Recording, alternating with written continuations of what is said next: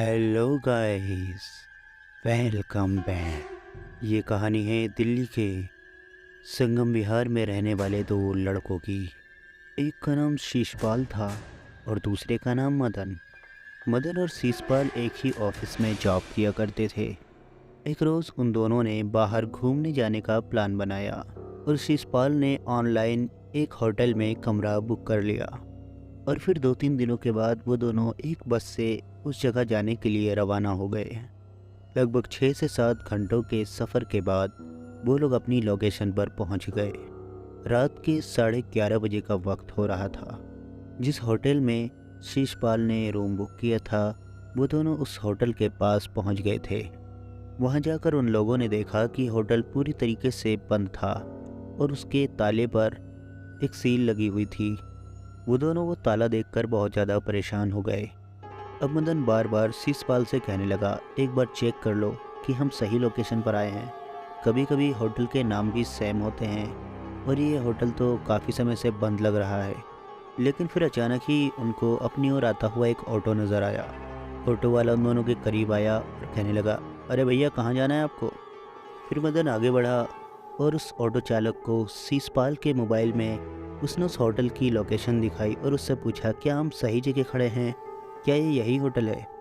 उस ऑटो चालक ने बताया, जी हाँ, आप एकदम सही जगह खड़े हो और ये होटल यही है। और फिर उस ऑटो चालक ने बताया, आज दोपहर के वक्त इस होटल में एक रेड पड़ी थी, जिसके बाद इस होटल को सील कर दिया गया।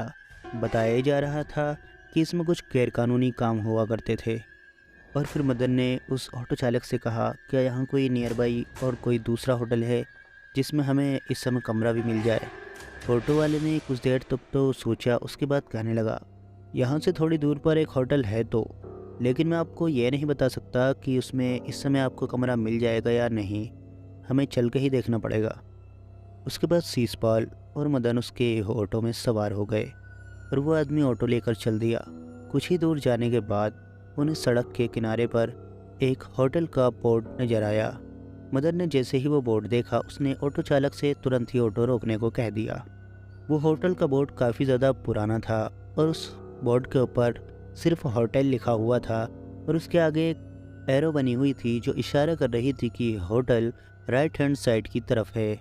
मदन ने ऑटो चालक से कहा कि यहाँ राइट हैंड साइड की तरफ शायद कोई होटल है और ये उसी होटल का साइन बोर्ड है। लेकिन ऑटो चालक ने बताया, यहाँ से तो मैं पूरे दिन में 20 ही चक्कर गुजरता हूँ, लेकिन आज तक मैंने यहाँ कोई होटल नहीं देखा। मदन ने कहा कि चलो चल के देखते हैं। थोड़ी दूर पर ऑटो वाला ऑटो लेकर गया। उसके बाद उनको एक पुरानी सी बिल्डिंग नज़र आई जिसकी खिड़कियों पर लाइट जल रही थी। मदन ने कहा, शायद ये यही होटल है। ऑटो चालक उस बिल्डिंग के सामने उन दोनों को लेकर पहुंच गया। अब मदन ने कहा, रुको, मैं 1 मिनट अंदर पता करके आता हूँ, अंदर रूम खाली है या नहीं। मदन अंदर गया तो रिसेप्शन पर कोई भी नहीं था। मदन ने इधर उधर 2-3 आवाज़ मारी, लेकिन किसी का कोई रिप्लाई नहीं आया। और फिर मदन वहाँ से वापस आने लगा। जैसे ही मदन गेट पर पहुँचा, अचानक ही पीछे से आवाज़ आई, कौन है बाहर? मदन तुरंत पीछे पलटा तो उसने देखा कि वहाँ पर एक कमरे में कोई खड़ा हुआ है जो पूछ रहा है कि कौन है बाहर। मदन पीछे पलटा और उस आदमी से कहने लगा, सर, मुझे इस होटल में क्या एक रूम मिल जाएगा? तो उस रूम से बाहर एक आदमी निकल के आया और वो कहने लगा, जी हाँ, बिल्कुल आपको रूम मिल जाएगा। उस आदमी के कपड़े बहुत ही ज़्यादा गंदे थे और उसके बाल भी बिखरे हुए थे। देखने में ऐसा लग ही नहीं रहा था कि ये इस होटल में काम भी करता होगा। लेकिन फिर इतना सुनने के बाद ही मदन होटल से बाहर आया और शीशपाल से कहने लगा, ऑटो वाले को आप पैसे दे दो और अंदर आ जाओ। शीशपाल ने ऑटो वाले को पैसे दे दिए और वो भी होटल के अंदर आ गया। मदन ने उस आदमी से पूछा कि एक रात का रेंट कितना रहेगा आपके एक रूम का? उस आदमी ने मदन से कहा, अभी आप थके हुए हो, आप जाकर आराम कर लो, पैसे की बात हम सुबह कर लेंगे। ये कहते हुए उस आदमी ने मदन को जीने की ओर जाने को कहा। अब मदन और शीशपाल दोनों ही सीढ़ियों से ऊपर जाने लगे। ऊपर पहुंचते ही उन लोगों ने देखा कि ऊपर बहुत ही सारे कमरे थे, जिन कमरों के अंदर से काफ़ी लोगों की आवाज़ें आ रही थी। और फिर वो आदमी आया, उसने एक रूम का दरवाज़ा खोला और शीशपाल और मदन से कहा, तुम दोनों इस रूम के अंदर ठहर जाओ। मदन और शीशपाल दोनों उस रूम के अंदर चले गए। वहाँ जाकर उन्होंने देखा उस पूरे रूम के अंदर एक बेड के अलावा और कुछ भी नहीं था। बेड के गद्दे भी देखने में बहुत ज़्यादा गंदे लग रहे थे और बेड की चादर बेड से नीचे पड़ी हुई थी।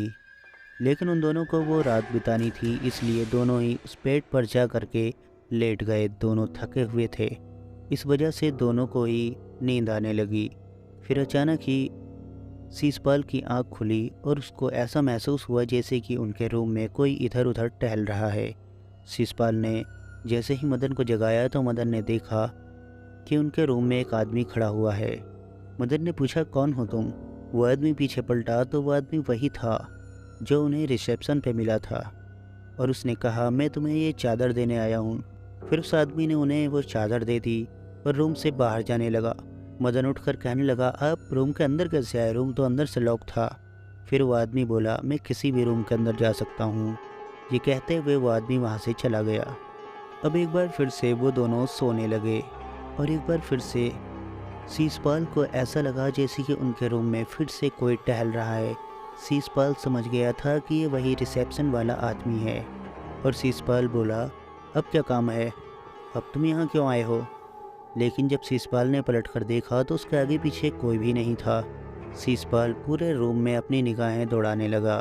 फिर अचानक ही मदन भी जग गया और मदन ने शीशपाल से पूछा कि क्या हुआ। शीशपाल ने बताया कि अभी तक मुझे ऐसा लग रहा था जैसे कि रूम में कोई है, लेकिन यहाँ तो कोई भी नहीं है। मदन कहने लगा, वही आदमी होगा, तुम सो जाओ, जो उसे करना है वो खुद ब खुद करता रहेगा। शीशपाल जैसे ही सोने के लिए लेटा, अचानक ही उसकी नज़र 3 मटकियों पर पड़ी जो उनके रूम में रखी हुई थी और उसने मदन से तुरंत ही कहा, क्या तुमने ये मटकी पहले देखी थी? मदन ने कहा, नहीं तो, ये तो मैंने पहली बार देखी है। अब तक तो इस जगह पर कुछ भी नहीं था। शायद वो आदमी मटकियाँ यहाँ रख गया होगा। उन तीनों में से एक मटकी में से एक एक बूंद पानी निकल रहा था और वो पानी उनके बेड की तरफ ही आ रहा था। शीशपाल ने कहा, अरे यार, ये मटकी तो फूटी हुई है और इसमें से पानी निकल रहा है। अब शीशपाल उठकर गया और उसने मटकी का ढक्कन जैसे ही खोला तो उसने देखा मटकी तो बिल्कुल खाली थी और उसने दूसरी मटकी को खोल के देखा, वो भी बिल्कुल खाली थी और तीसरी मटकी उसने जैसे ही खोली तो उसके अंदर बहुत सारी मिट्टी भरी हुई थी। लेकिन बाकी जो 2 खाली मटकियां थी उनमें से एक मटकी में से एक एक बूंद पानी अब भी गिर रहा था। अब शीशपाल ये सोच रहा था, जब इसमें पानी है ही नहीं तो ये पानी कहाँ से आ रहा है। शीशपाल ने तुरंत मदन से बात बताई। मदन ने आकर देखा तो वो भी हैरान रह गया। उसके बाद अचानक ही उनके रूम की लाइट बंद हो गई और बराबर वाले रूम से एक बच्चे के रोने की आवाज़ आने लगी। अब शीशपाल कहने लगा, ये अचानक लाइट कैसे कट गई? लेकिन फिर कुछ ही देर में लाइट ऑन हो गई और अब उन दोनों ने देखा कि उनके बीच में वो तीनों मटकियाँ नहीं थीं। अब ये देखकर वो दोनों बहुत ही ज़्यादा हैरान हो गए कि आखिर ये क्या था। लेकिन उनके रूम में वो पानी अब भी उसी तरीके से बह रहा था और फिर देखते ही देखते वो पानी धुआं सा बनने लगा और पूरे रूम में इधर उधर फैल गया। वो दोनों उस धुएं को देख ही रहे थे कि अचानक ही उनके रूम के बाहर बहुत सारे लोगों के भागने की आवाज़ आने लगी। मदन ने जैसे ही दरवाज़ा खोल के बाहर देखा तो बाहर कोई भी नहीं था और सब कुछ एकदम से शांत हो गया। अब मदन को थोड़ा थोड़ा सा डर महसूस होने लगा और साथ ही में शीशपाल, जो मदन से भी ज़्यादा डर रहा था। मदन ने शीशपाल से कहा, आखिर ये सब क्या हो रहा है? ऐसा करो, तुम यहीं पर रुको, मैं नीचे से उस आदमी को बुला के लाता हूँ। शीशपाल ने कहा, नहीं, मैं यहाँ अकेले नहीं रुकूंगा, मैं तुम्हारे साथ चलूँगा। अब मदन और शीशपाल दोनों ही जीने से नीचे उतरने लगे और नीचे आकर के उन्होंने देखा तो रिसेप्शन पर वो आदमी नहीं था और ना ही उस रूम के अंदर वो आदमी था। वो दोनों नीचे उसे ढूंढ ही रहे थे कि अचानक ही ऊपर के कमरे से उस आदमी की आवाज़ आने लगी। वो दोनों भागते हुए ऊपर आए। ऊपर आकर उन्होंने देखा तो वो आदमी उनके रूम के बाहर ही खड़ा हुआ था। मदन ने सारी बात उस आदमी से बताई। वो आदमी थोड़ा सा मुस्कुराया और कहने लगा, तुम दोनों सो जाओ। उस आदमी ने उन दोनों की बात का कोई जवाब नहीं दिया और वो नीचे जीने से उतरने लगा। अब वो दोनों रूम के अंदर गए और शीशपाल ने कहा, मैं इस रूम के अंदर नहीं रुकना चाहता, और उसने अपना बैग उठा लिया। मदन ने कहा, चलो मैं भी चलता हूँ, इस होटल के अंदर कुछ अच्छा नहीं लग रहा और वो आदमी भी हमारी बातों का सही से जवाब नहीं दे रहा।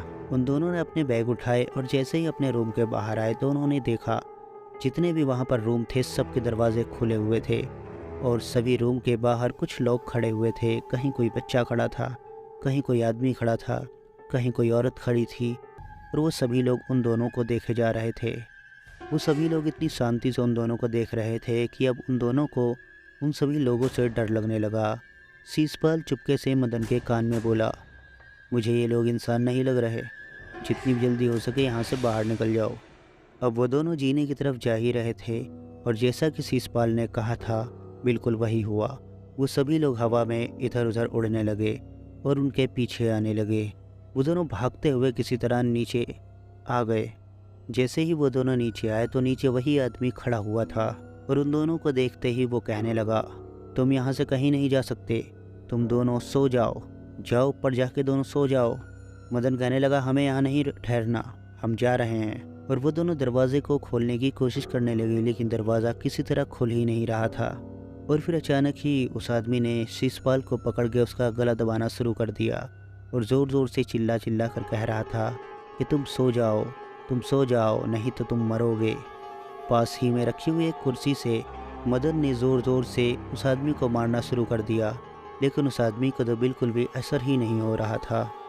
फिर मदन ने वो कुर्सी ज़ोरों से दरवाजे पर फेंक कर मार दी, जिसकी वजह से दरवाजे का एक शीशा टूट गया और मदन शीशपाल का हाथ पकड़ के अपनी तरफ खींचने लगा ताकि वो उसके हाथों से छूट जाए। और फिर कुछ ही देर में दरवाज़ा अपने आप ही खुल गया और वो आदमी अचानक ही कहीं गायब हो गया। शीशपाल बिल्कुल बेहोश हो चुका था। मदन उसको एक हाथ से पकड़ के खींचते हुए उस होटल से बाहर ले आया। बाहर लाकर कुछ दूर पर सड़क के किनारे मदन ने शीशपाल को लिटा दिया और उसके पास ही खड़ा होकर इधर उधर किसी के आने का इंतज़ार करने लगा। लगभग 1.5 से 2 घंटे के बाद शीशपाल को होश आ गया और अचानक ही एक गाड़ी उस रोड पर आती हुई नजर आई। मदन ने तुरंत ही उस गाड़ी को हाथ दे दिया और उस गाड़ी वाले ने तुरंत गाड़ी रोक दी। अब उन दोनों ने उस गाड़ी के अंदर बैठे हुए आदमी से अपने साथ जो भी घटा था वो सारी बात बताई। अब वो आदमी उन दोनों को अपने साथ ले गया और उन दोनों से बताया कि इस होटल में अब से 2 साल पहले आग लग गई थी, जिसकी वजह से होटल में रहने वाले काफ़ी सारे लोग अपने ही रूम में जल के मर गए थे। उसके बाद से आज तक ये होटल बंद है। मुझे नहीं लगता कि तुम्हें इस होटल के अंदर कोई इंसान मिला होगा। ये बात सुनकर वो दोनों और भी ज़्यादा घबरा गए कि आखिर वो दोनों कहाँ पर ठहरे हुए थे। उन दोनों ने घूमने का प्लान कैंसिल किया और तुरंत ही अपने घर चले आए। और ये कहानी यहीं समाप्त हो जाती है। Thanks for watching, bye bye.